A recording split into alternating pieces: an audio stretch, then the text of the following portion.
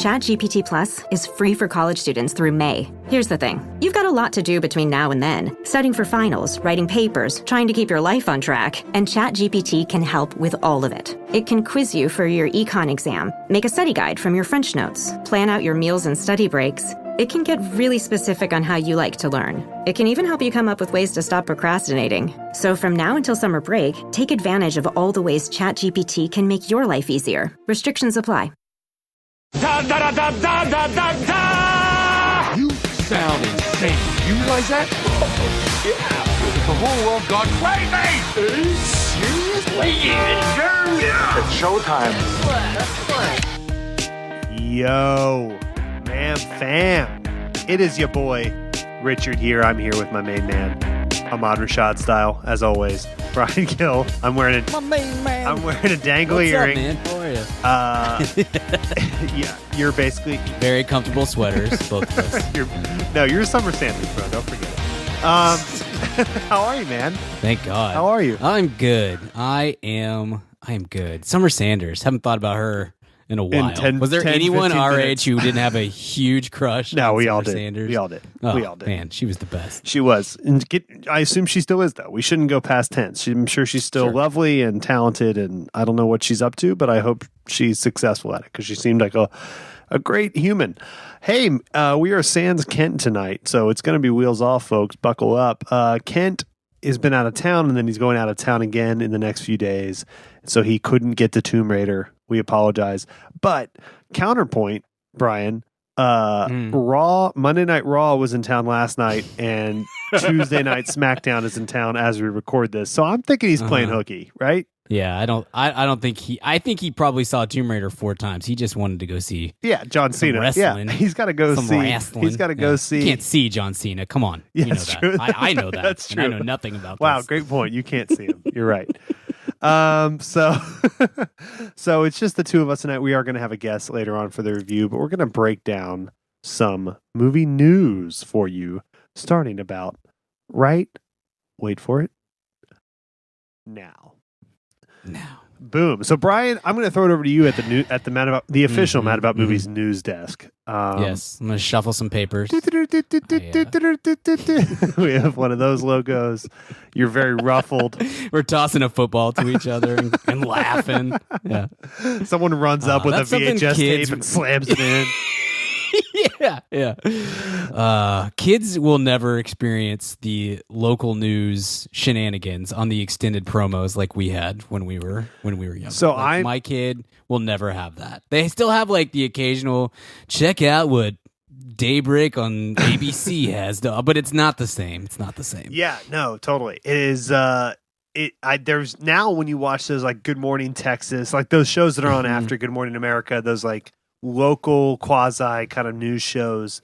They're like straight up infomercials. They just have people come on that are like opening a new restaurant and plug it for 45. It's like anyone can plug for 5 minutes, but the minute 27, it becomes a little uncomfortable for even that person. They're like, what am I still doing here? This is uncomfortable.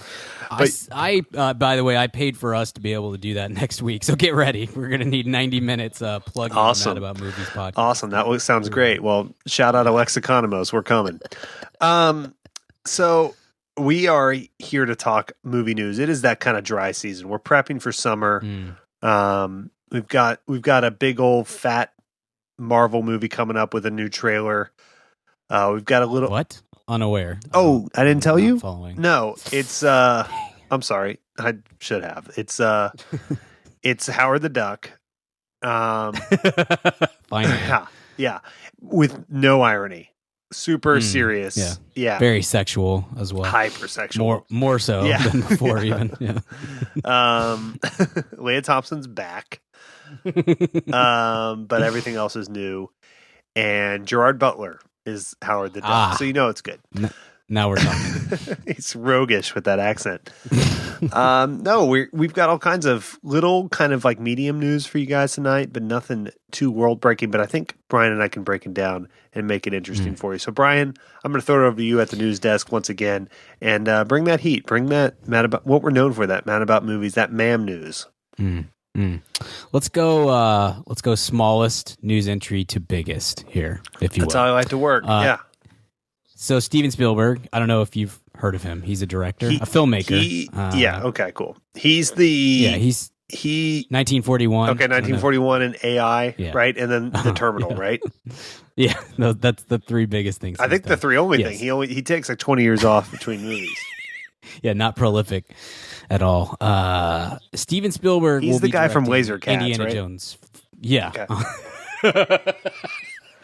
How great would it be to go up to him and just drop that? Oh, that's like a dream. Okay. Indiana Jones 5 Kimasabi?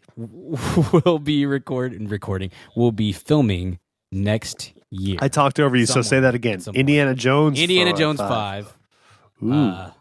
I don't know how they get to 5 because there's it's 1, 2, 3, and 5. That's weird that there's not a Maybe fourth. they just counted 10 as the fourth one. I don't know. But serious question it's filming for you, next year, comrade.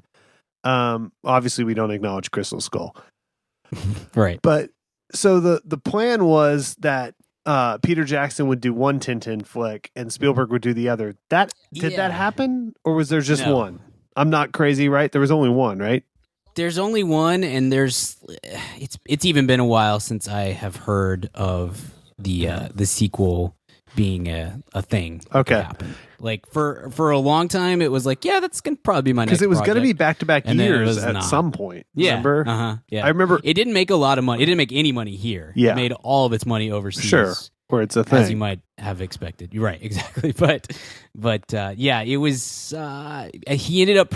Peter Jackson produced that movie, and I think you're right. I feel like it was supposed to be like the reverse of it second time around. Like Spielberg would produce and he would direct, but it has not happened. And it's been a very long time since I've even heard that was a thing. So it may be just gone. I don't know. I don't mind Tintin, by the way. Since we're talking Spielberg for just 1 second, let me do a shameless plug for my Mad About Spielberg blog series on the website, please. madaboutmoviespodcast.com. I'm going through Steven Spielberg. If this is the first time you're listening to us, you've been just searching for all Tomb Raider reviews, as one does. I'm Steven Spielberg. He's pissed that we're not Pew Pew Die Die doing the game, though.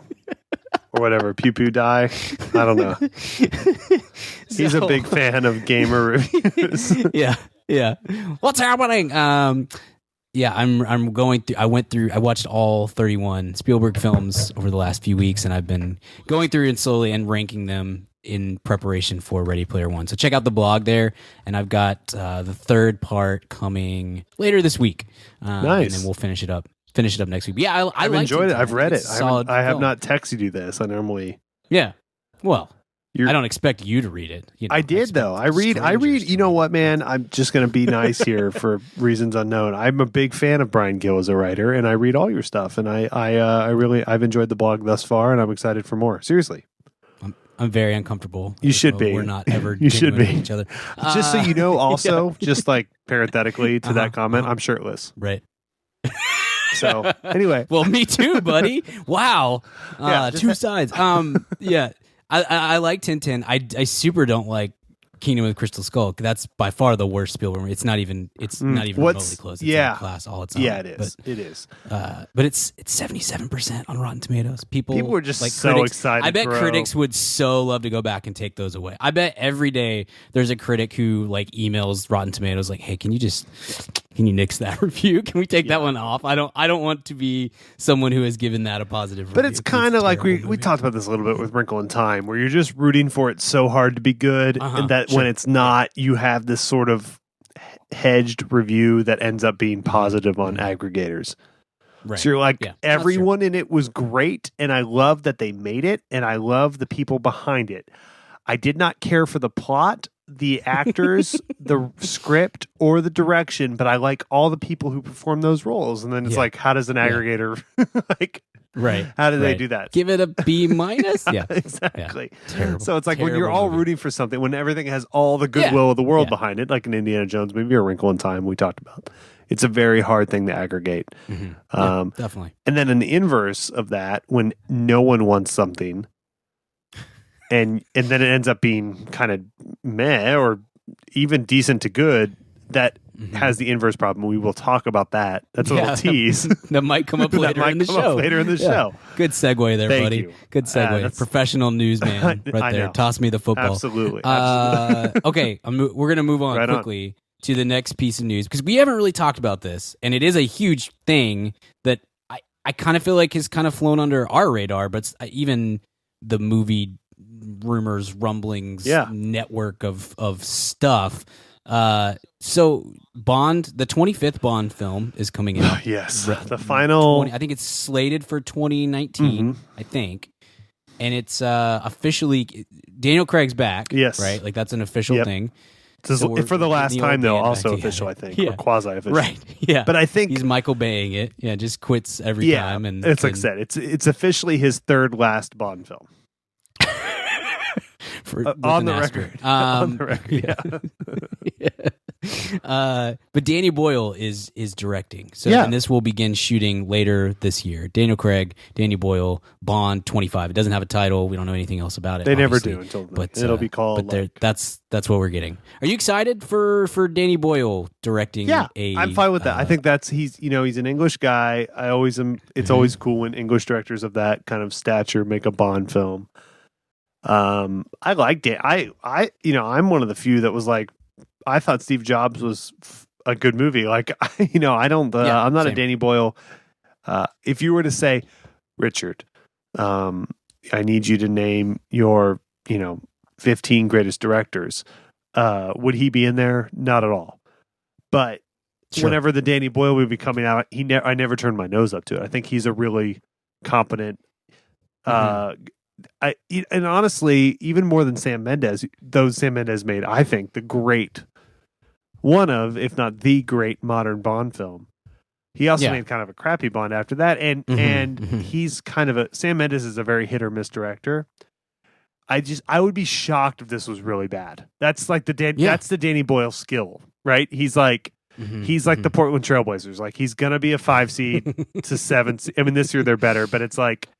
More years than not, he's going to get to the playoffs in the middle of it. He's probably going to lose in the second round, and that's fine. Like you're just, but he's very rarely going to be the worst team in the league. And so it makes me excited because Bond's awesome. And so like now I'm very sure that this is going to be a competent Bond film. It may be great, but I'd be pretty shocked if it was terrible. And so I'm excited because of that. Like it feels legitimate. What about you? Yeah, I'm in that same boat. Like he's not a name that gets me jazzed. And then I look at his IMDb or his resume. I'm like, man, he's outside of two Trainspotting movies that I super don't like, and The Beach. I didn't see the second Trainspotting, but I didn't care for. Yeah, but to be said, a lot of. But people it was do. Fine. It was. But totally, absolutely. Really big movies. It's not right. It's not. I ride for The Beach, dude. I haven't seen The Beach in a really long time. You should see The Beach again. I did not like The Beach at all. You should see The Beach. You're not going to love it again. Or whatever. You're not going to love it at all.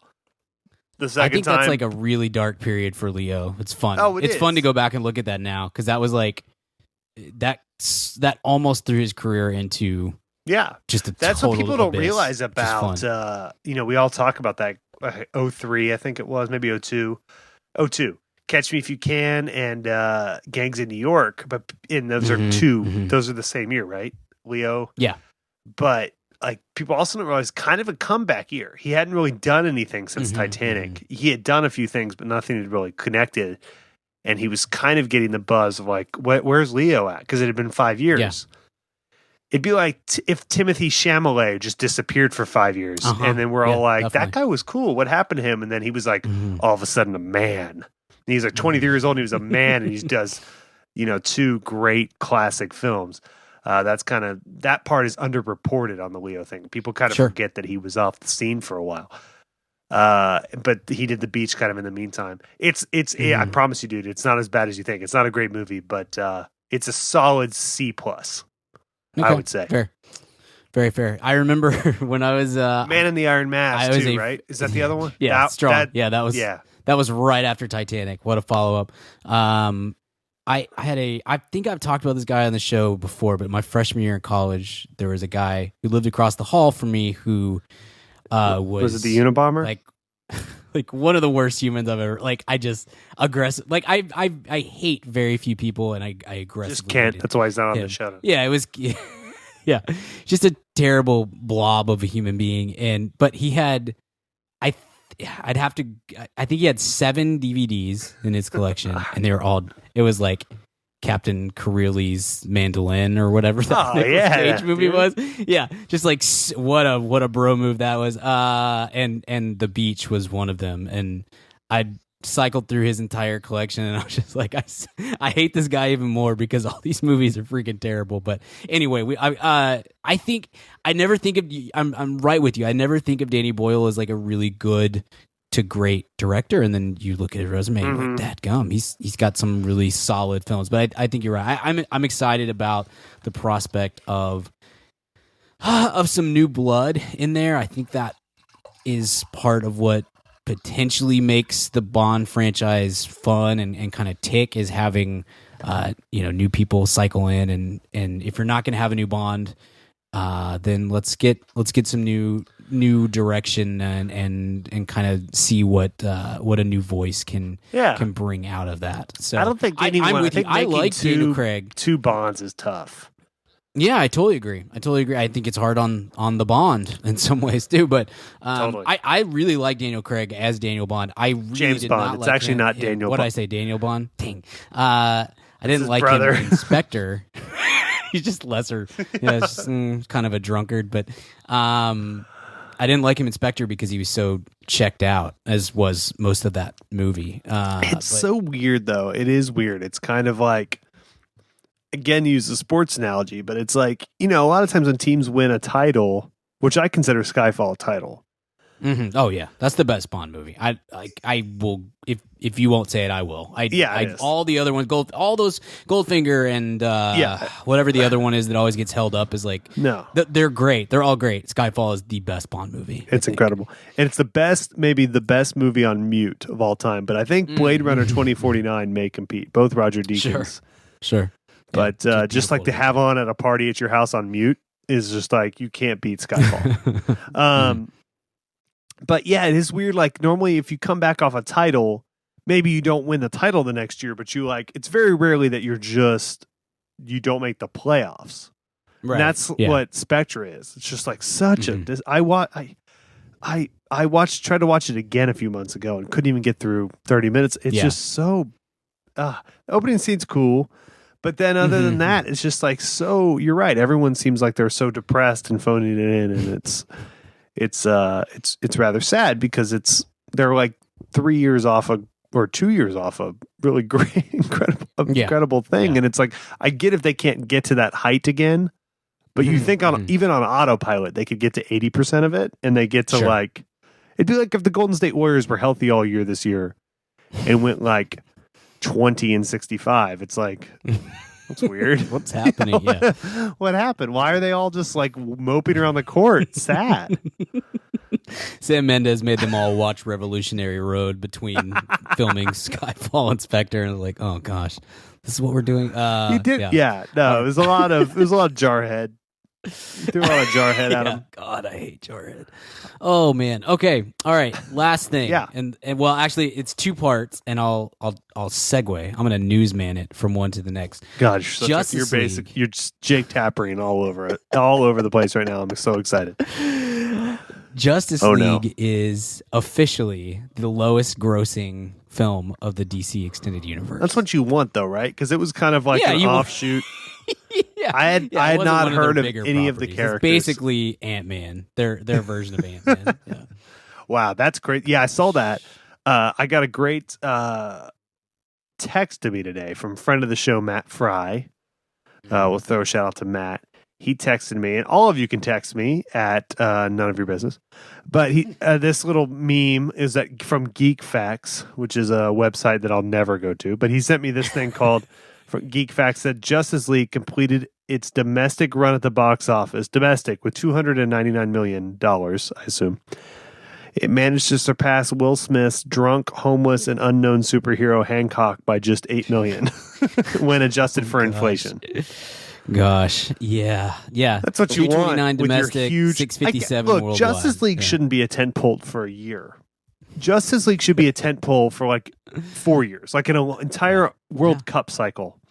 Justice League should anchor that. It's got freaking Batman and Superman in it, and that's and Wonder Woman. So it's like, yes, biggest Wonder did it Woman make year ever. money Yeah. theoretically? Yeah, you're right. Absolutely, that's a huge point. Yeah, you got Wonder Woman right. So now you have that supporting / co-lead character that's crushing it.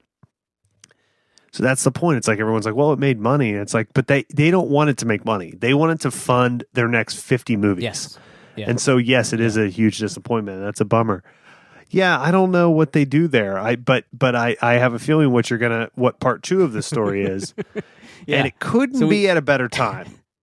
If you told me this story 6 months ago, I'm like, oh, if this news comes off Wonder Woman, we're both over the moon. We're super excited. We go, okay, now they're getting it. They're understanding what people to pick. And this still could be true because, like, one movie does not a bad director make.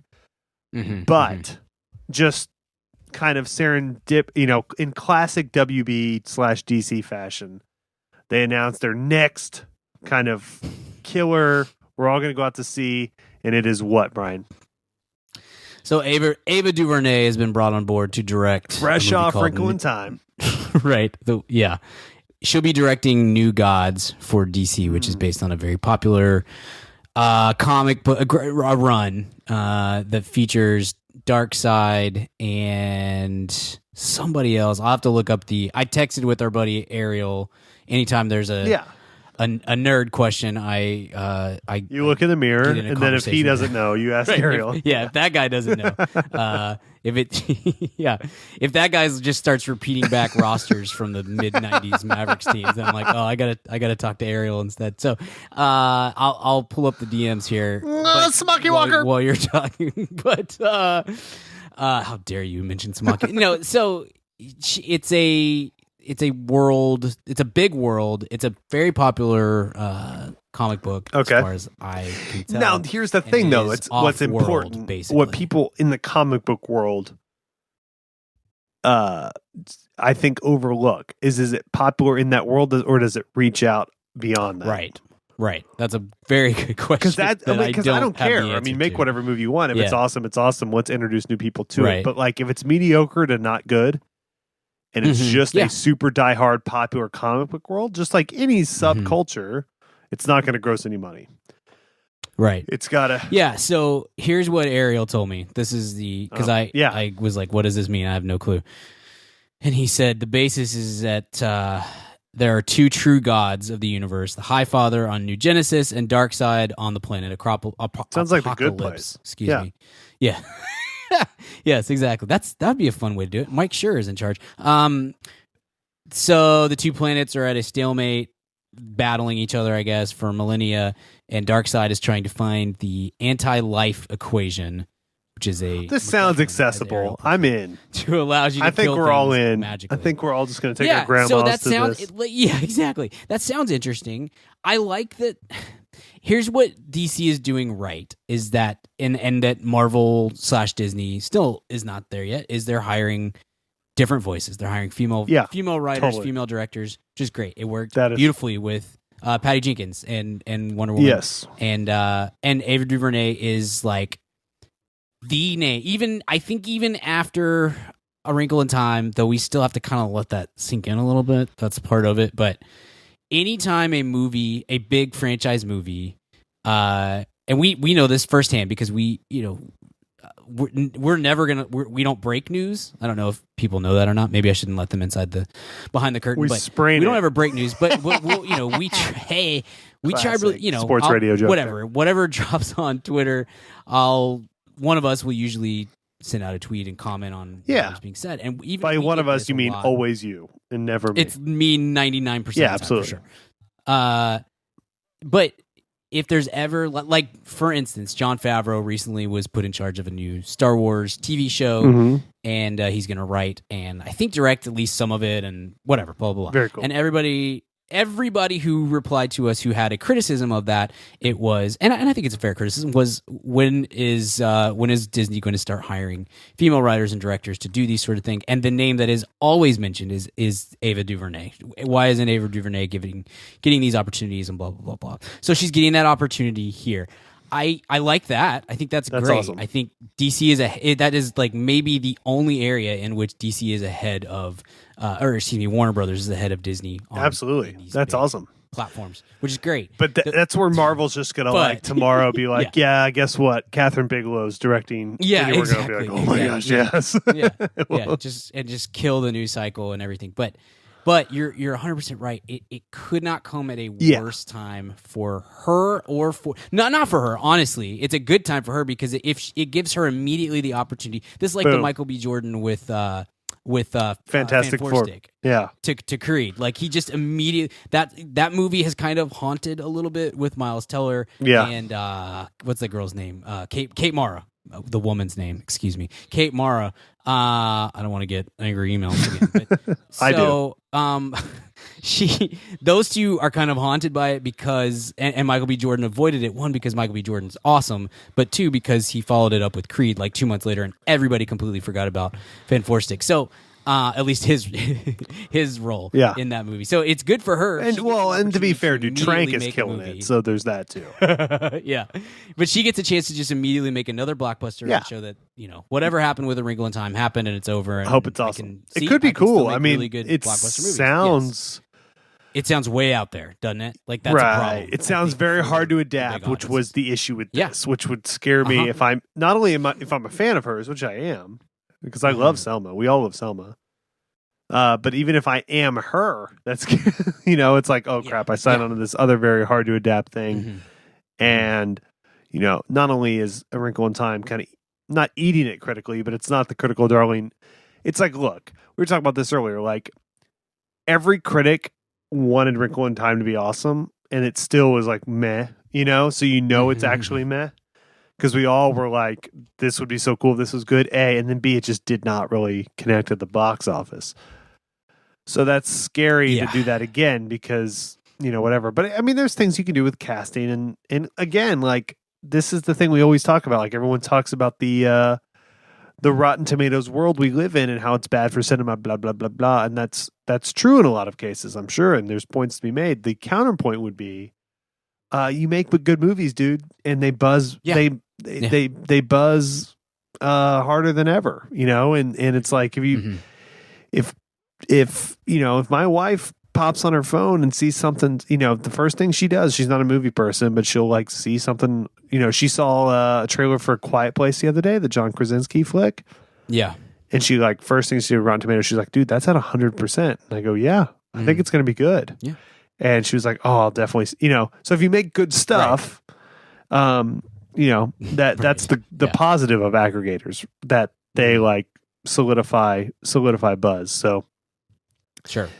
Yeah, that's 100%. And that's another, we're getting into like a completely different conversation, but it doesn't sound like us. We're normally very on track.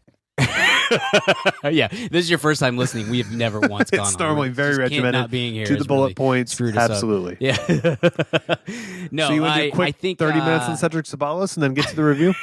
Yeah. So I was watching Amazing Race, and like I like that DC is taking the chance. The Warner Brothers is rolling the dice there, and not on necessarily on Ava DuVernay, but on the property, because it does sound cool. I'm interested. It will still. I'm interested from a like in a vacuum, I guess, because.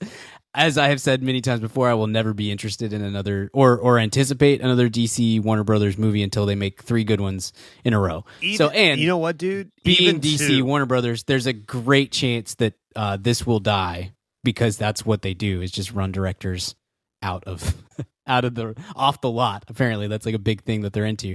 So look, I don't know. It sounds really pretty far out there, and maybe that is ultimately what could make the thing work for her, but I must say that A Wrinkle in Time is the same thing. It's like kind of an unfilmable book, and that did not play at all. And when you should make Infinite combine those two things, yeah, when you kind of combine those two things, and then just kind of slide in there like, hey, Warner Brothers, the people who are making decisions there still don't have a clue what they're doing, and there's still this kind of Snyder thing. I don't know, man. I've said 100 times before. I do like, maybe the best thing about this move is that it is kind of outside of the existing canon of the films, and so you can have a it little has more an opportunity to have a with it. fresh start. Yeah. there. Yeah, exactly. Like even if you pissed off the loyalist, right? It's right. If you piss off the loyalist, rather, it's like 80,000 people, if that. Like, Right. you know what Yeah, I mean? yeah, like yeah, you're yeah. not. It's not like Batman. You're like, no,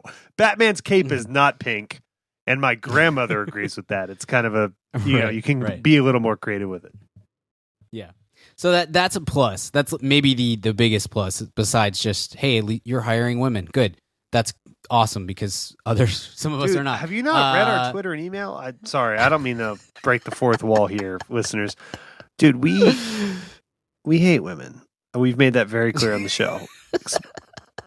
So Yeah, all you have to do is check. just play along, check our Brian. email from like 2 people.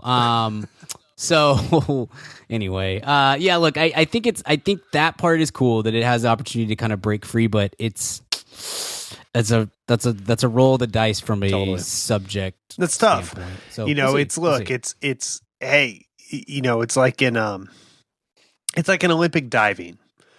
Here, buckle up. Wow. It's like an We're going way Olympic out diving. there. You know, if you go for the super high difficulty, you know, 10 flips and a backflip and a spin, and you belly flop at the end, and then you climb back up on that board, and you go, I'm going to go with a higher degree of difficulty. Maybe you'll nail it and you'll win the gold medal. You know what I mean? It's like, it's kind of that, Right. you know, you could just dive off and just dive in and do something safe and everyone's happy and you know, you'll secure the bronze medal. But there is something kind of appealing about, I think, and attractive that she's choosing to like, no, I'm going to do this again. I'm going to get this. You know, Sure. I have faith Absolutely. in my skill. I'm going to go high degree of difficulty. You didn't think I'd bring this diving analogy home, but I totally did. And you're going to go for it again and kill it. And we're all rooting for her because we like her and we super like what she represents in the world. And, you know, in this industry that's like a bunch of dudes that look like me and Brian. And so that's cool. Like, I hope she succeeds, but that's a risk. That doesn't mean there's not risk and the risk isn't real because it totally is. Yeah. Cool. That's a good way to wrap it up. Hey, I've got some shout outs if you're interested. I'm not, in so that let's move on. Sort of thing. Okay, cool. Good. No, let's hear them. I'm Now excited. we're back to normal. So in a second here, we're going to bring on a guest. We get all of our guests. If you're new to the show, we get all of our guests via our. It's a reset. We have Sit a in here. VIP club. We're live with Pat Forty, ESPN, Yahoo Sports. So we get most of our guests either come from Yahoo Sports or from our VIP club, which you can go to madaboutmoviespodcast.com/VIP.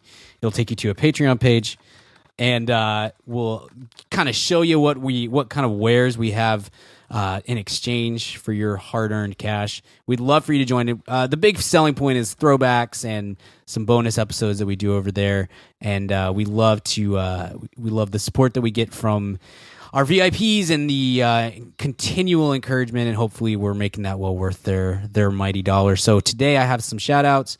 If you join the VIP club, you get your name called out on this here podcast/radio show. So here's our shout outs for today. Thank you so much to these 10, I assume, lovely people. I mean, I don't know most of them personally. They could be all terrible people, but we're fine with that as long as they're also members of our club. So thank you so much to these lovely people.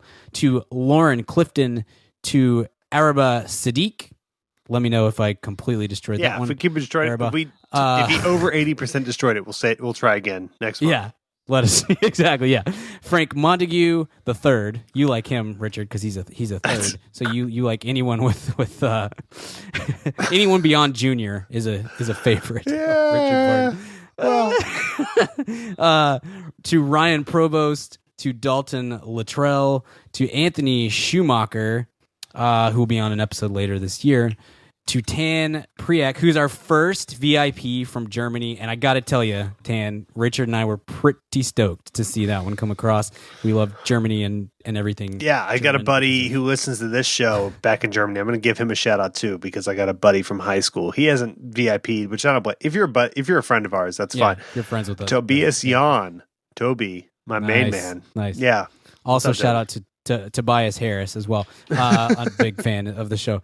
To Jared Clancy, to Kiston Dowler, to Angela Coppola, and to Valerie Fair. Thank you so much to all those fine, lovely people for joining our VIP club. If you're interested, again, go to madaboutmoviespodcast.com/VIP. Join the club. Lots of exclusive, fun stuff, and you get your name called on the radio. What could be better than that?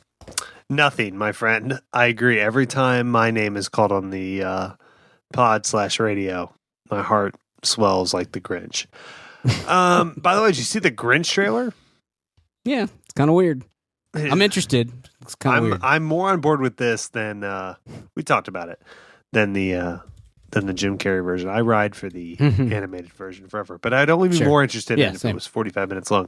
All right, so we're gonna step away. We're gonna play an ad here to support the show, and then we're going to come back. We're going to have a guest. We're going to talk about Tomb Raider. And I know what you guys are all thinking. And I think you should stick around for the review. Right, Brian? Yeah. Yeah. I think you're all going to be surprised by this review. Yes. All right. I'll talk to you guys later. We'll be right back after this. Let me take this time to tell you about ZipRecruiter.com. If you own a small business, or if you're hiring and you just can't find the right person, you need ZipRecruiter.com. What you do is you post your job on ZipRecruiter.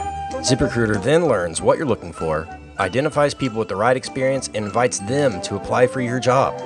In fact, 80% of employers who post on ZipRecruiter get a qualified candidate through the site in just one day.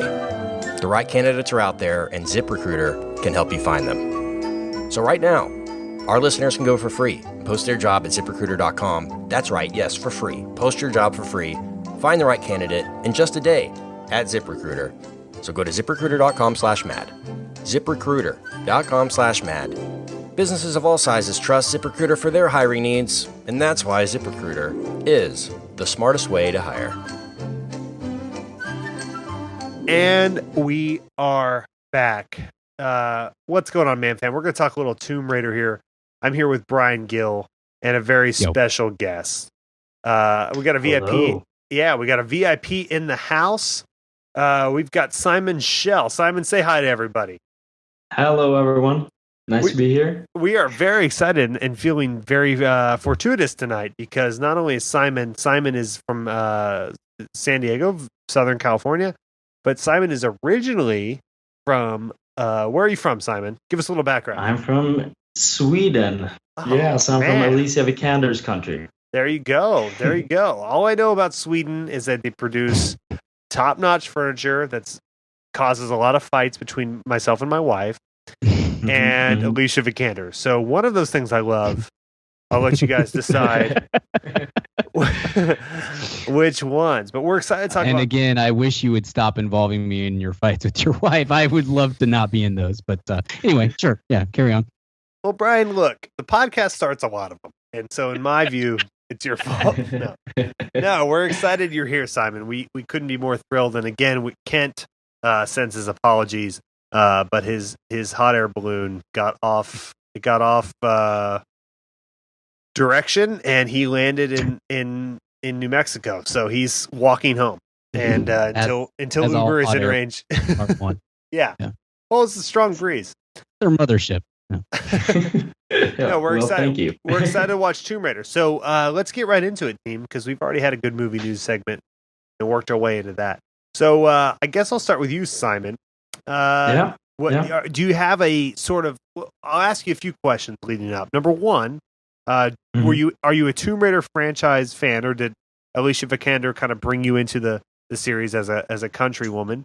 Or two, what were your thoughts going into this, and then kind of what were your thoughts after seeing it generally? What did you think? What did you like? What didn't you like? And go from there. But I want to hear kind of your background going in first. Yeah. So must say I'm not really invested in the franchise. Okay. It's not one of the franchises that I really care about that much. That I get pissed if they change something, or I get pissed if they do this or do that. Because I'm more flexible in the way they could handle this movie prior to walking in, and Totally. I played a lot of video games in the past, but then when I grew up and as I grew up, I started to play less and less. So I haven't really played the new Tom Brady games as much as I knew about the franchise before. So I haven't really followed the whole story within the game, right? But I was still excited, especially now when Alicia Vikander has a role to see the movie. Absolutely. But so my expectations for the movie originally wasn't that high, and obviously it's not an Oscar movie, but I thought it was going to be a fun adventure, a good time, maybe get a few laughs in there and explore kind of this nice world within Tom Raider the universe, because I think that you can do a lot with that. It's kind of a cool way to it's a cool world to live in and Absolutely. to play within. So I thought it was going to be a fun adventure movie, but at the same time, I wasn't expecting to think about it the day after, and that's kind of what I get or what I got. So I'm not disappointed, but that's because I didn't expect much. Yeah. If you see what I'm saying, yeah. Totally. But yeah, so I thought that some things worked, and I really liked Alicia Vikander in this role as Tomb Raider, not as Tomb Raider, as Lara Croft. I was really excited to see her doing something different from her previous roles, because I've seen some of her, old Swedish movies and then some of the newer American ones, and it's really fun to see her progress as an actor. And I thought this was going to be a really interesting role to see her play kind of this action hero, and more fun movie than all the serious ones she's played in the past. And I thought she did a really good job within that character. Yeah. But then I thought that a lot of things didn't really work out the way I wanted them to. And yeah, so I have kind of mixed feelings between those two. I think it wasn't enough for Alicia to be good to hold up the movie as a whole. Well, good. I think we're very close to being on the same page. Brian, I'm going to throw it over to you. Brian and I probably came to this very similarly. I don't know if you played the video games at all, Brian, because I know you're still working your way through that first Kirby video game. But 20 years in, dude, you'll figure it out. No, but honest to God, we both came into this, I think, kind of pessimistic, and it's weird. This is weird in a world now where everything is so hyper self-aware, and I promise I'm not going to give my review right now. I'm going to throw to you, Brian, but where everything is super hyper self-aware and expectations are crazy, and you have these properties. It's weird to go into something kind of pessimistic and come out not that we were on fire for this, but it's like, this is a very capably made movie. And Brian, I want to throw to you. I think you're going to support a lot of what Simon said. What did you like and dislike, and what were your kind of thoughts on the series going in beforehand? Yeah, I never played the video games. I'm not a big gamer. Never have been, even as a youth. Was not a big video. Mostly like sports games, and then like 2 or 3 times, maybe even still, maybe once or twice a year now, some game will come out. And I'm like, oh, that looks cool, and I'll I'll kind of fight through it. Stuff, but. Never been a big gamer. Leisure Suit Larry, mostly all the new ones. Right, yeah. Earthworm Jim. Earthworm Jim to dadgum. Wow, good, go. That's amazing. You're the same person. So the Tomb Raider games always kind of creep me out a little bit. Like I don't know. They came out at just the right time in my life. I think where, I don't know. It just seemed like everybody who was into the Tomb Raider movies or the Tomb Raider games, maybe was more interested in the assets of the character than anything else, and that just super creeped me out. And I just, anyway, so never was a big fan of the first Tomb Raider movie, which I started to rewatch this last week because we were originally going to do a throwback episode on it, and then just decided there's literally nothing to talk about with that movie, but. I started to watch it, and it kind of just enough to where I was kind of reminded of like, okay, I know what this was. It's a bad movie, and even at the time in 2001, I think is when that came out, and then the follow up a couple years later, I was like, Angelina Jolie is really weird in this. It's just a weird property overall. I was completely, unbelievably unexcited about this movie, like whatsoever. Like if Kent hadn't bailed out this week, there's a chance that I might have done the same thing, because today was I saw it today, and it was one of those days where just every place that I tried to go at this time and it didn't work out, and I tried to go at this time and then I got a meeting, all these sorts of things. And so come about 1:30 this afternoon, I was like, this might not happen. I don't know how I'm going to get to this movie. So anyway, I wasn't excited at all going in. And darn it if I didn't kind of enjoy it. It's not a Richard and I were texting right after the movie, right after I saw it, and it was like I cannot in any way say that was a good movie. But it was fun, and it was enough. There's enough of a good movie in there to where you kind of think, it could get better the second go around. I think this is definitely getting a sequel because it's already made a good chunk of money, especially overseas. So I think this is a franchise film, and I never in a million years would have guessed going in that I would come out being like, yeah, okay, I could watch a franchise of this and not hate myself, and yet that's kind of that's kind of where I came out. It's I will admit I am a sucker for the kind of the epic adventure sort of movie. I like that. Anything like this reminds me enough of Indiana Jones that I kind of get a kick out of, because I do love the 3 Indiana Jones movies, and so that's that it has enough of because that. There's only 3. Right, there's only 3. I'll fight you on this, Simon. Don't correct him. Yeah, really 2.5 if we want to be. But no, it's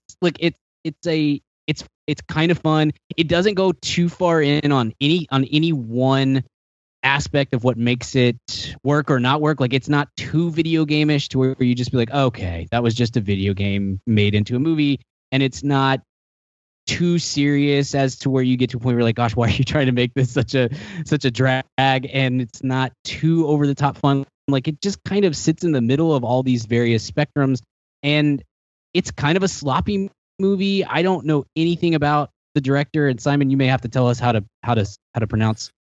I'm not even sure he's a real person. He doesn't. It was like a Siri situation. Yeah. So yeah, it's kind of strange, but overall, I think I came out thinking, like, I went in expecting, man, if this is better than like a C-, I'll be thrilled, just because it will have meant that my life hasn't been a complete waste of time up to this point. And instead, I came out being like, that was 2 or 3 steps away from actually being a kind of a good movie. I don't know.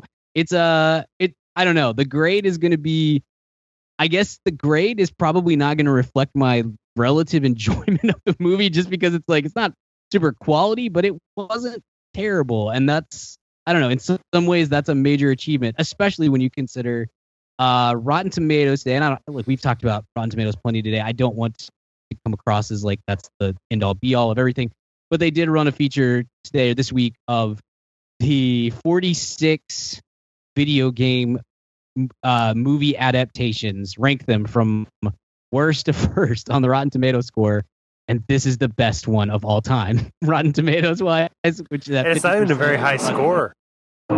Yeah, I know. But they're all rotten, 50%. So wow. That's anyway. Doom is? That's surprising. Yeah. That's a Yeah, great so match. No. This is it.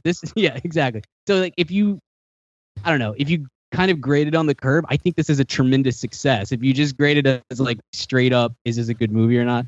Yeah. No, but it's, it had its moments enough to where I didn't hate that 2 hours. And it's 2 hours long. That's great. Yeah. It's great. Perfect. Go over that line. So that's where I'm at. Richard, how about you? Yeah, man. I mean, it's like, a lot of what I thought is what you thought. And so I won't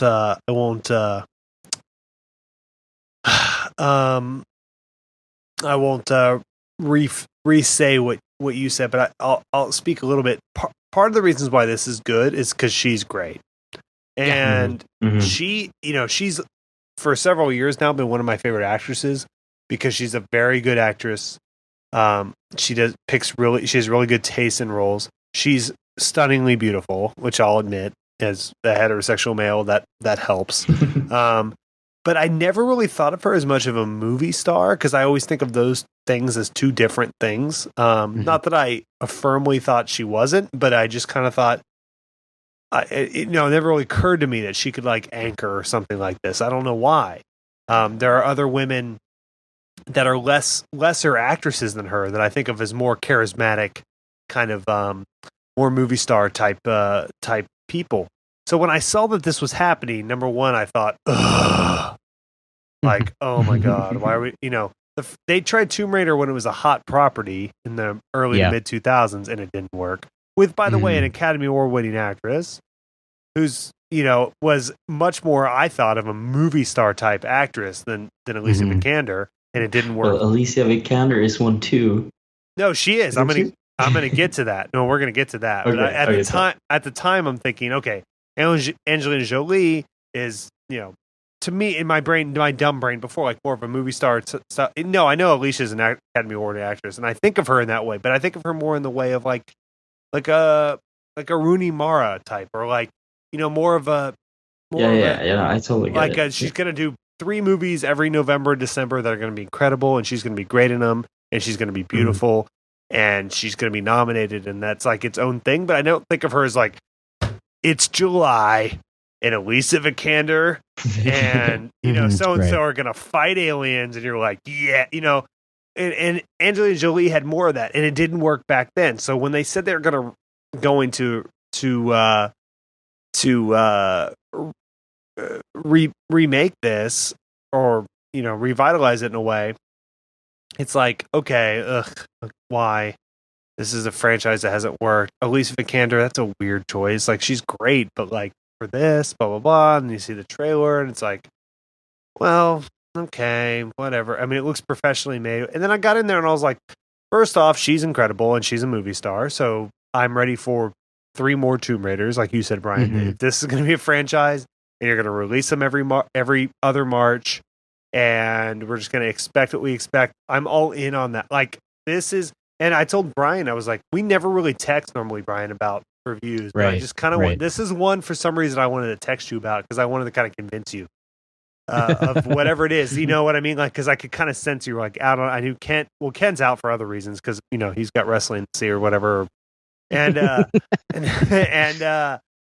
but like I wanted to be like, this is worth, because I saw it early, just because when my schedule worked out. Wow, that wasn't bad. That was actually quite good, and or quite entertaining. And so I texted with Brian about it afterwards. Like, she really carried that in a way that unexpected to both of us. And I'm so excited now, because it's like, now this is the kind of movie where it wouldn't surprise me. I'm trying to think of what is similar. It's a kind of like Spider-Man, where it's like the original Tobey Maguire Spider-Man, where it's like the second one. Now it's like, okay, we know what we're doing. We have our star. And we're gonna make it 10 times better now that we know what we're doing. I wouldn't be surprised if they do another one of these, if it wasn't really, really, really good. Whereas this is just like medium to good.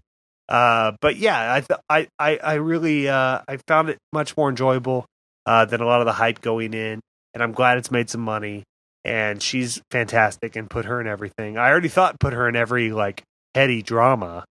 Now it's like put her in Star Wars, put her in Marvel, she's fantastic, much like her spouse. It's like Michael Fassbender's great in really heady Oscar award winning Steve McQueen films, but I feel like he's also great as Magneto, and you had to see him as Magneto before you believe that. And now, and this is kind of her that role for her, where it's like, oh, she does this too. Oh my, wow, okay, awesome. Well, it's like, let's put her in everything. I just thought, so yeah. I'm kind of on fire for her now as like as a big movie star, and it's great because she's a great actress. And as I've mentioned before, I told Brian about this like Venn diagram. There's this Venn diagram of attractiveness. Like, all women think dudes are attracted to like these super wafy models, and dudes are attracted to a different type of person. And there's obviously variation between, but the middle of the Venn diagram, everyone can agree Alicia Vikander is stunningly gorgeous. Across all, whatever you're into, like whatever, we're all like, she is unbearably gorgeous. And and then happens to be an incredible actress and a really nice person, it seems like. And now, after this, a movie star. So isn't that great? The first thing I thought walking out was like how much better Rogue One is if you just swap her into place of Felicity Jones or whatever her name is. And Felicity Jones is a cool actress and beautiful and all that, but for whatever reason, she didn't have the charisma that Alicia had in this. And you're absolutely right. And if you and by the way, if you substituted Diego Luna for literally anyone, we talked about this. What was it during? Was it during the Oscars, Brian, when Gail Garcia Bernal? Yeah. Is that? Am I saying that correctly? The guy from Coco. From a guy from Coco. He sang a song. He's not even a very good singer, but he's like enormously beautiful and incredibly charismatic. And I was like, if you had subbed Diego Luna from the, I was with a bunch of women at my when I was watching the Oscars. I had a ton of women over, and men, but a ton of women and men that were into and like he came on screen and everyone in the room was just like immediately in love and just like so. You know what I mean? He just has whatever that is, right? 1 out of 2,000 people have it, and he has it. And guess who doesn't have it? Diego Luna, because he's a fine actor, but there's no charm there, and that could have been illegal there. But Simon, okay, let's get more specific. We're gonna go into let's go some negatives on this. I think we all kind of enjoyed it more than we thought we would. Simon's fighting for country here. He's got the World Cup flag around his shoulder. But what were some nitpicks you had with it? Yeah. So I really like what you said, Brian, about this being kind of a game made into a movie, but also a movie, that play versus a game and a movie, and it's always hard to create a movie out of this whole experience of playing a game. And I thought that it really worked in some cases. Like in the beginning, I really liked the first scene when the animation and the voiceover started kind of like a game starts every time you started playing it. Sure. And then also there was one scene, it's not a spoiler scene, it's just like a scene where the camera follows her kind of like in a third person movement when she sneaks around the tents and trying to hide from the guards. And I really liked that scene because it was kind of a gameplay scene in a way. Yeah. And in my theater, you can hear the audio from different places, like the guards talking and stuff. So it kind of felt like you were playing the game. But in other cases, and I'm coming to the negatives now, is that it's really, really fast paced, which worked in some cases, right? But also in other cases, it didn't really work when she was going to try to solve puzzles, right? And this whole movie is about, adventure and then also solving the puzzles. And playing the game, you walk around like it's literally really hard to like find out what to do because it's always so frustrating. But watching this movie, everything was running so smoothly, so you didn't really have the time to be invested in these puzzles. You were just supposed to you follow the ride, and so the whole thing about the main character, Alicia Vikander's character, just solving these puzzles in 2 seconds and then moving on to the next step. And I thought that was kind of a weird choice in terms of making this kind of into a puzzle. But I get it at the same time because it's an adventure movie and you want to keep the audience engaged all the time. But I thought that kind of made it was too fast paced in some sense. Yeah, no, I think you're right there, and I think that maybe that's the biggest problem as to why video games don't translate to movies very well. Is as much as we try to kind of group it all in as the same thing, especially with modern video games, like you really like I'm reminded of The Last of Us, which was probably the last like real non-sports or Call of Duty video game and they're perpetually like trying to make that into a movie, and that is one case where you just say it is a movie and you don't need to make a movie version of it because that game kind of like it breaks the wall between video game and movie, and it's great for it. Most video games don't translate like that, and you kind of see that when you have the adaptation and you get to the movie, And it's like it's kind of and this one is too, to be fair. It's the same thing. It's kind of stuck between like kind of being beholden to the source material, and now we got to make sure we get in a really weird chase scene that makes absolutely no sense, but it will feel like the video game. And then at the same time, it's like you get in there, I don't know, it's like somebody says, hey, we should make a movie on Tomb Raider, and you're like, okay, sweet, I love the Tomb Raider games, they're so much fun. Lara Croft is a great very strong female character, will be able, great, awesome. And then you get in there and you start kind of fleshing it out, and you realize that the plot for a video game is like 12 pages long, whereas the script for a movie is 120 pages long, and it's a different, it's just a different thing. And so I think that's where they get kind of lost in translation more than anything else, is that you're just, it like just a lot of always novels feels do like, too, by the way. yes, absolutely. Video game is easier to see. It's to your point, Rich, like it's much easier to be like, video game movies suck because we haven't had any good ones yet. That's the thing. We haven't, but not the percentage of novel adaptations to become good movies is pretty low too in a lot of ways. And so I think like you get into this spot where you're like, kind of what you said, Simon, like you're enjoying the video game aspects of it with the action and the way it moves and stuff like that, and then the pacing on the plotting is really kind of clunky and doesn't work. And I'm almost, I totally agree with you, but at the same time I almost take the opposite angle of like, I could handle the action movie tropes and the adventure movie tropes that just plague this script. Like there's almost nothing original whatsoever with until you get right down to the end. And including my biggest gripe with the movie, honestly, is there's just so many little throwaway dialogue lines that are just ripped from other action movies and that make no sense in this movie. It's like Dominic filler. West being like, yeah, it's exactly what it is. The biggest culprit being like pretty much everything Dominic West said the entire movie is just like, I'm not even sure he was there for the actual film. Bad Ben Affleck movie. Yeah. He was he was CGI'd in after the fact. Like we need some quips. Right. He was playing Jesus in another movie, and so they brought him into this from the CGI. No. But like he, like one line when they're going through the crypt and he's like, that wasn't built to keep people out. It was built to keep people in. And I'm like, that doesn't make any sense at all here. That's the stupid thing to say at this point. But to get back to that, the video game aspects of it were kind of my least favorite parts, just because it's not like, I like adventure, I like action, I like all those things and the way that it moved.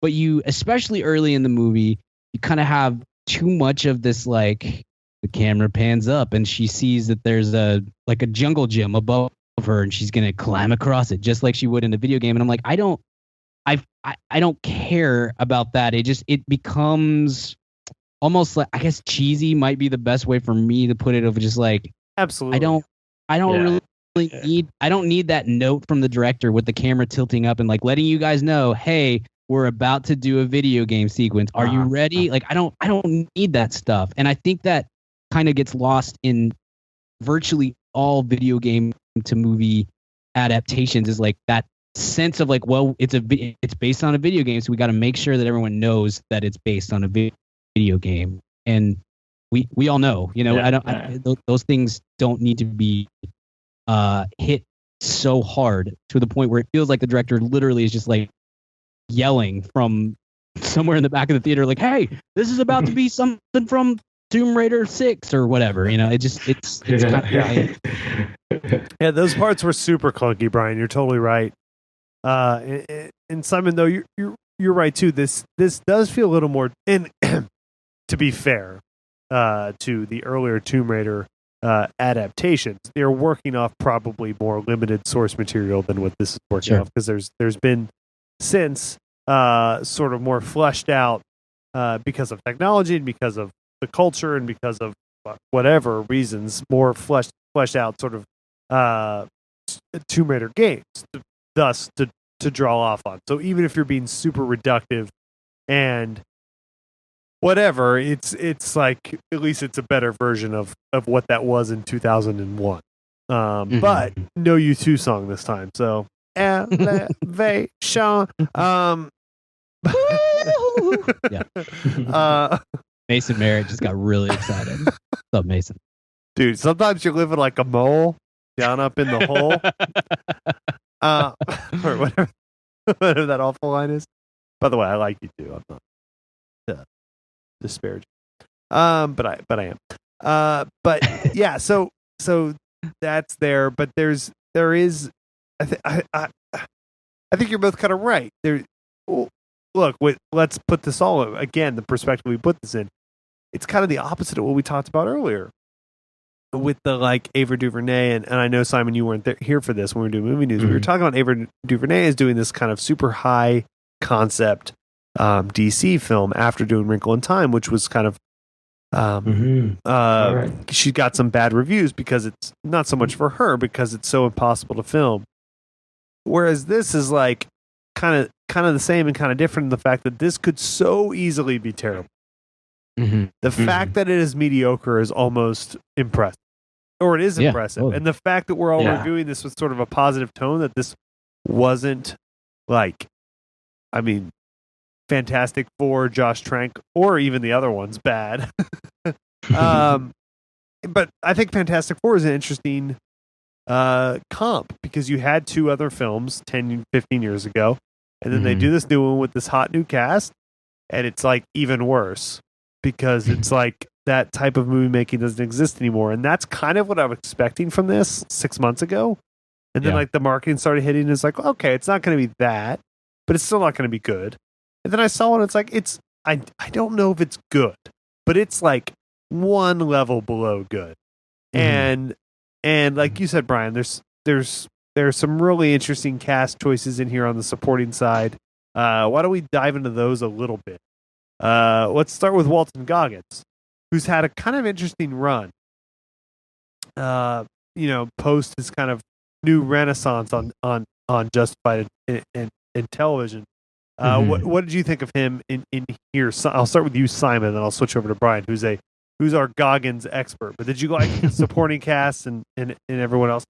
Yeah. Yeah, I liked his performance in this role. I thought that he was believable in this role that he was playing, but at the same time, I thought it was kind of cliche and totally. That's fair. He's fallen into that a lot. He was just there, and you didn't really get his purpose. And it's hard now coming out from Black Panther, where you get this evil guy. You get maybe almost his whole life story, versus this movie where you just see him at the island, kind of. So you don't really get his whole involvement within the story. But I like the character though, and I like that he was there to. I'm gonna hand it off to you, Brian, and see what you think about this. Look, I love Goggins. He's one of my favorite actors from The Shield on into Justified, and that dude has been working. He's been a working actor since 1990, and so I'm a big fan. It's kind of like when like Sam Rockwell is experiencing this right now, where he's just getting a ton of roles. Bryan Cranston maybe is the better example. Bryan Cranston worked for years and years and years and years, and he's just kind of plugging away and doing everything. Watley, dude. He gets the Walter White role, and everything opens up. And since then, it's kind of hit or miss. And I never blame him for John taking Hamm too. Roles. Yeah, John Hamm too, for taking some of those roles, because it's like, dude has been working for 25 years. If somebody wants to now give him $10 million to be in a terrible James Franco movie, then by all means take that money. Goggins is sort of similar in that, working actor for a very long time, doing really, really, really good work on TV and some places in film.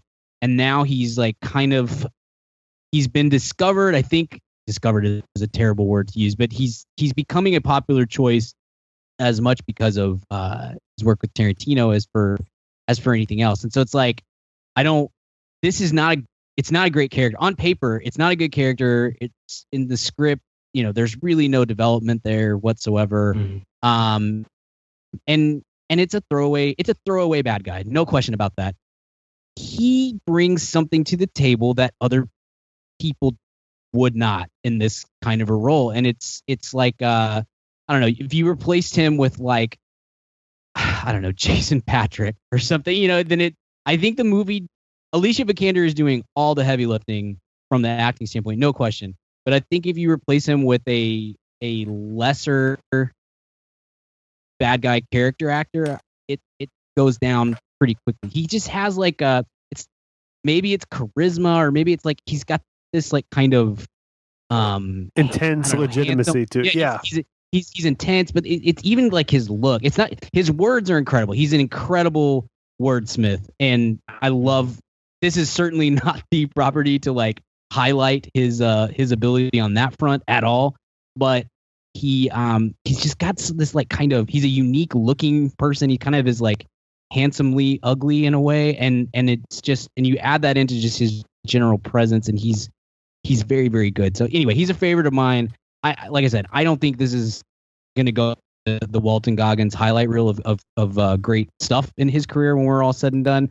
But it definitely keeps the movie from drifting too far the other direction, I think. Whereas somebody else in that role, I'm not sure that lands so well. And by the way, Daniel Wu is kind of the same thing. I thought Daniel Wu was very good in that very throwaway limited role that probably 3 minutes of time was put into like developing that character. I thought he brought something that the average fourth build actor would not have done.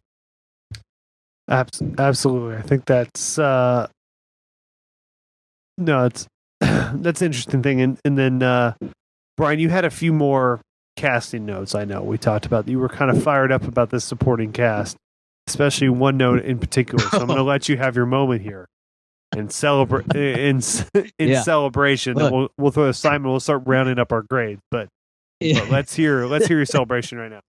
Yeah, I texted Richard during the movie, and by the way, there was literally no one else within 3 rows of me, so it wasn't like I was causing a problem for anybody. But I just the first like 5 minutes, I just was sending you a list of pros and cons because I expected this movie was going to be really terrible. So told you it wasn't. I prepped you. I know, but like I was sending you things like, con, it has bikes in it, and I hate bikes, which is a true statement. I hate bikes, and I don't know. Anytime somebody's riding a bike in a movie, I'm just like, I'm instantly out. But a major pro for me is Derek Jacobi, the dude who, like, this old British guy from like Gladiator and just the ultimate British character actor, and I love him. Like anytime he shows up, I'm just instantly in. This was like the all-time like, get me a paycheck. yeah. I have 2 weeks between stage productions, and just like, yeah, sure. We got you Tomb Raider. Would you like? I don't know what that is, but send me the script. Yeah, my grandkids play it. Yeah, it's. I love that guy, and I have nothing to back that up except that he just looks awesome, and he's really cool in Gladiator. I don't know. I have nothing. I just love old British actors because they're all awesome, all of them, and they're all so much better actors than anyone else here. And it just, I don't know. As soon as I saw him, I was like, A+. I'm in. I love this guy. Totally. All right, Simon, we're going to throw it to you for your final thoughts. Give your final note on this, and then, you know what? Let's just do grades. Let's do grades. What you liked, what you didn't like, and we're going to let you go first and kind of bust this out here. What was your grade?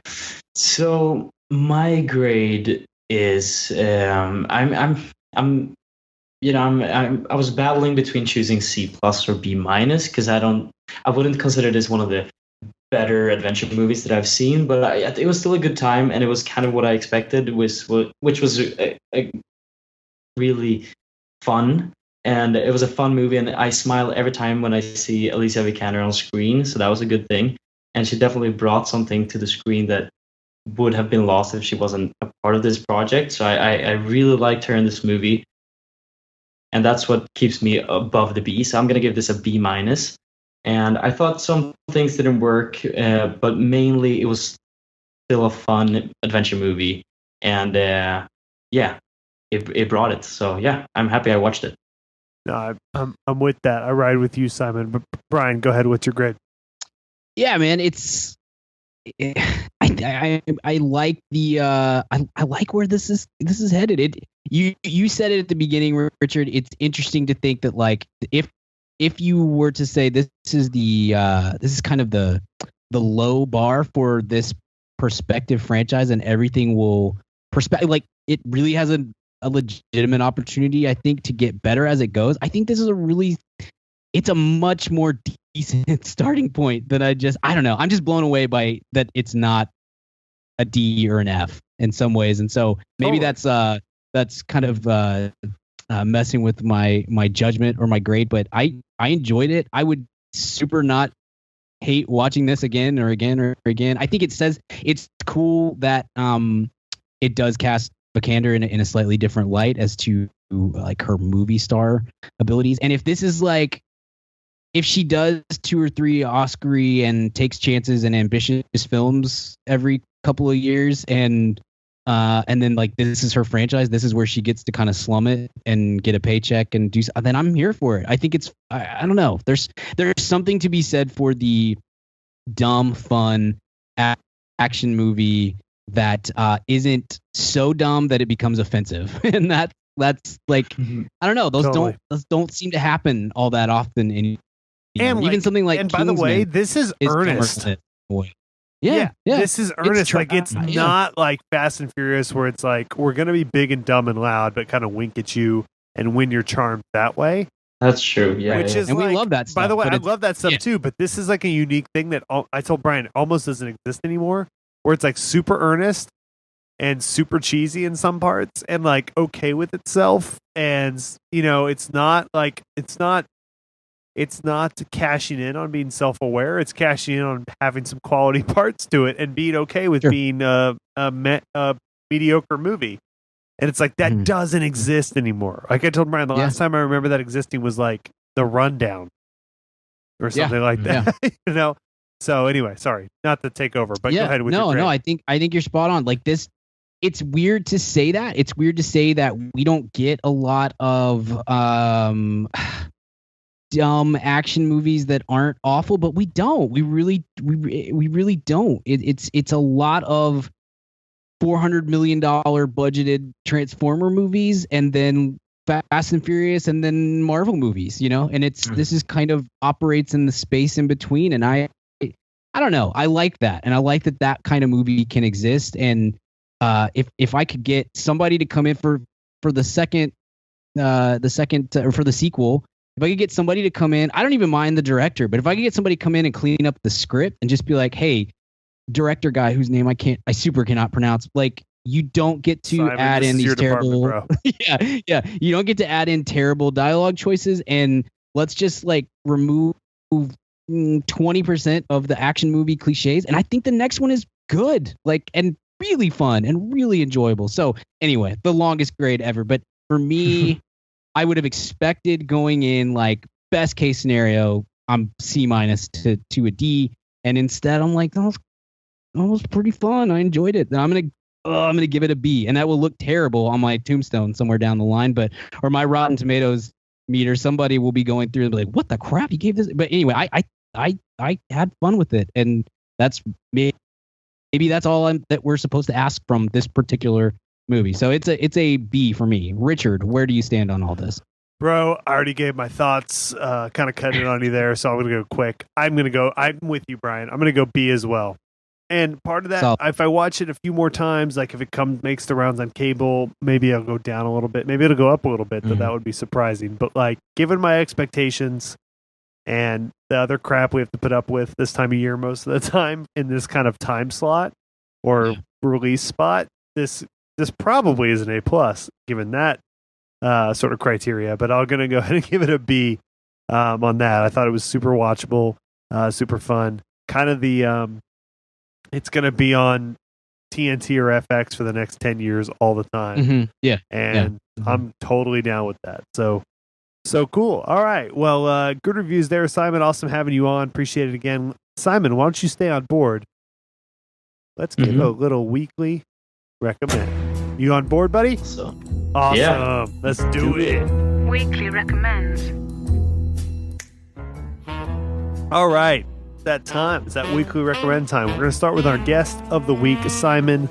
This better be good, man. You got to better pull your weight. This better be a great recommend. No, I'm kidding. Go ahead. Let's hear what you got. All right. Yeah, so I hope you guys haven't recommended this in the past. I was looking through some old episodes just to look through to see you haven't recommended this, because I think that this might be up your alley. I'm not sure. Might not be. But I'm going to recommend a Netflix movie that came out a while ago. It's called A Futile and Stupid Gesture. Oh, yeah. And yeah, have you guys seen it? I have. I don't know if Brian has. I haven't yet. It's on my queue, but haven't got Forte, to it. Yeah. So MacGruber. We didn't I know. ask you the questions. Before you get into this, I'm sorry, I was a bad host. I fell down on my Kent job. Have you seen MacGruber and have you seen Now You See Me? Let's hear those thoughts now. yes, and yes. They're both Yeah, incredible. it's kind of a funny story. Yeah, they're both super incredible. Let's hear it. Let's hear your funny story. All right, so yeah, no, actually, when I was a kid, I really wanted to be a magician. So this is a story about Now You See Me. I'm interested. When I watched the movie, so between when I was like 12 and 15, I really wanted to be a magician, and then so I was really excited for this movie when Did it you came know out. girls were a And thing or no? Cool. yeah, that's why I wanted to be a magician. I did all these magic tricks. How does Sweden work? I don't know. I'm confused. No, good. But so coming out of the movie, I was actually excited for it. I thought it was good. And then I started to listen to your guys' podcast. And I don't remember who it was, but one of you guys said that during a review of the movie, you said that it's Hollywood's like biggest magic trick for its audience. And I was like, oh my God, I've been tricked this whole time. The closer you are, the less you'll see. That's always the thing. They told you that right there in the tagline. Yeah. I watched way too close. Yeah. So How funny, how funny. now I'm thinking critically about movies. Good for But yeah, you, you man. should- Glad we can see that. But anyway, continue. Pardon me. You tell. Yeah, Brian, Right. you got to see this. Futile and Stupid Gesture.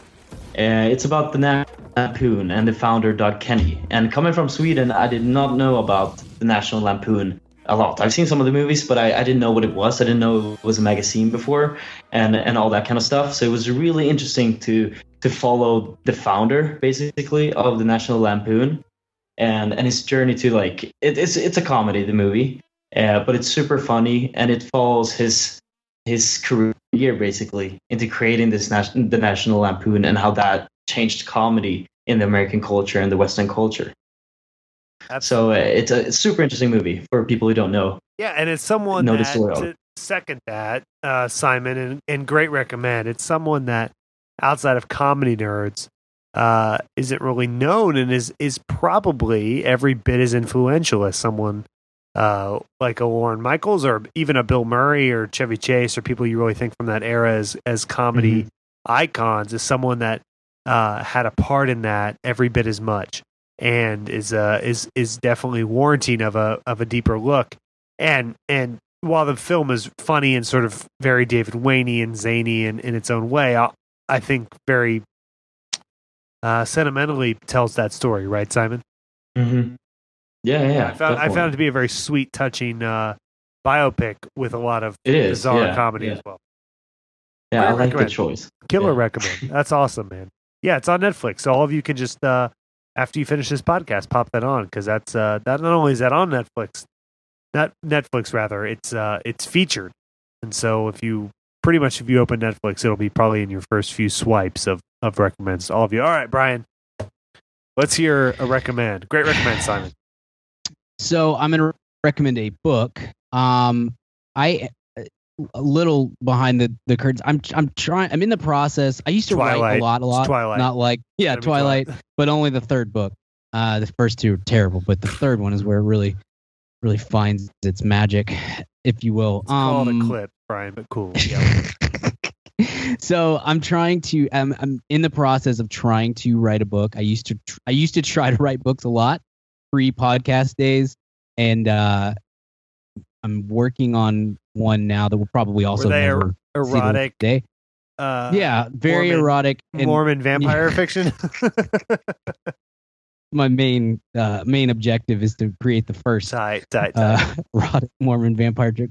No, like I'm trying to write a book about basketball, and it's very slow going, and I'm not a good writer, and it's frustrating. But so I'm like immersing myself in nonfiction and the type of stuff that I'm sort of trying to write, because I find that when I'm if I'm writing a lot of narrative or fiction stuff, then I want to be reading fiction, and if I'm trying to write nonfiction, then I want to be reading nonfiction. So anyway, it's a very long start to just to say that I read this book once a very long time ago, and have kind of have made a point of going back and re-immersing myself in it, because it is probably the best book about basketball ever written, and it is definitely the best sports writer of all time, and that's The Breaks of the Game by David Halberstam. Excuse me. I'm listening to it actually on audiobook, and it is immediately, like, I've listened to probably 3 of the 17 hours just today, and it's an immediately reminder of, like, gosh, this is such an incredible book. I don't think, and Richard, I'm assuming you've read this book at some point, so maybe you can add something to it.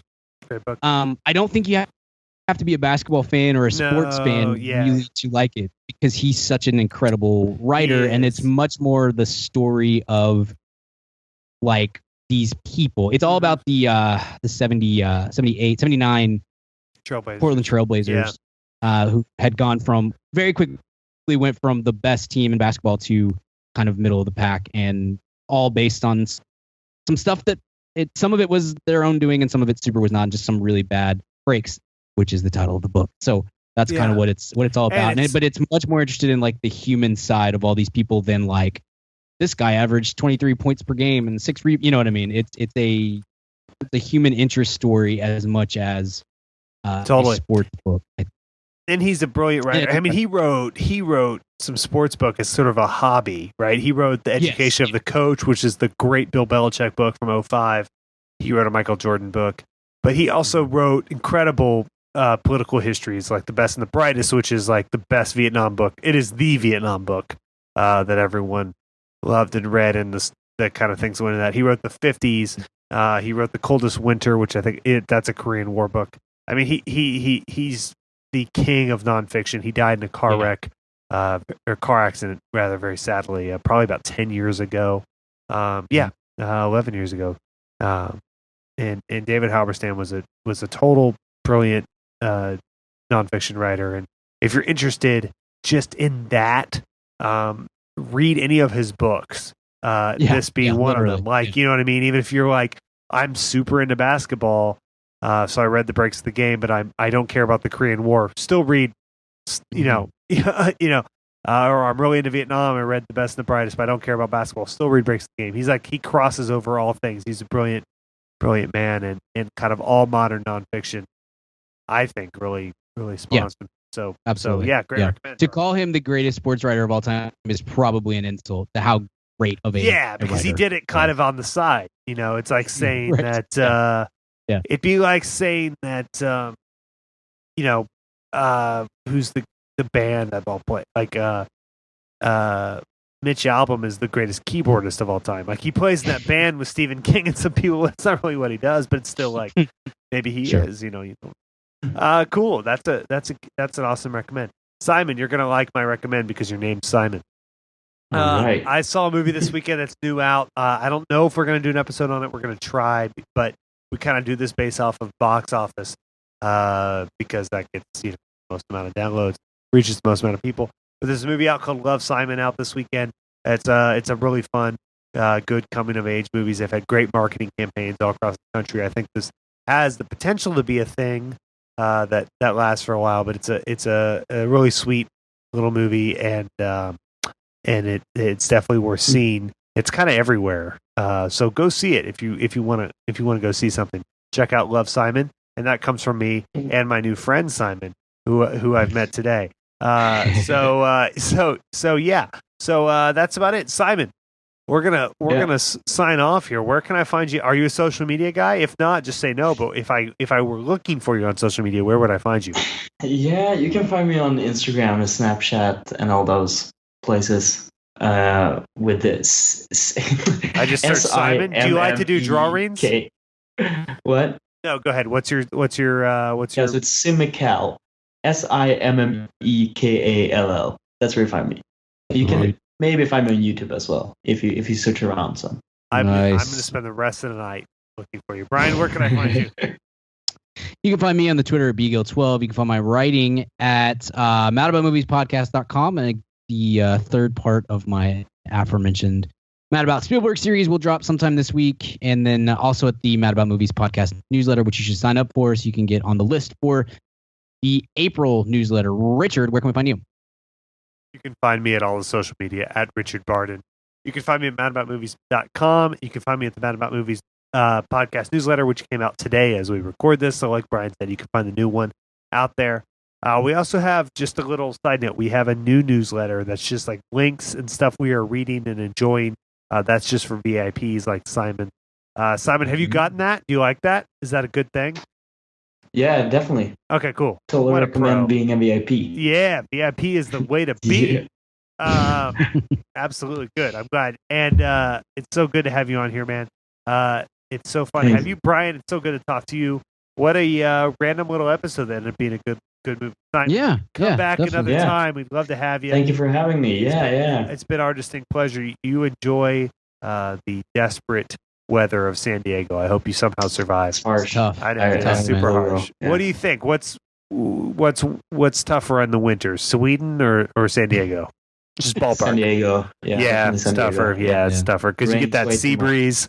Yeah, you get that sea breeze. It's brutal. It almost gets below Sand 65. everywhere. It's disgusting. Gosh. Yeah, it's So disgusting. All right, Yeah, I guys. want to be cold and freezing. Absolutely. Don't we all? That's where I want to live. Don't we all? That's why you guys have all those serial killers. All right. Until next time, we will see you all at the cinema. Goodbye. Bye. Hey baby, I hear the blues are calling, tossed salads and scrambled eggs. And maybe I seem a bit confused. Yeah, maybe, but I got you pegged. But I don't know what to do with those tossed salads and scrambled eggs. They're calling again. Scrambled eggs all over my face. They're making me yah-yah. The salads and scrambled eggs. They're calling again.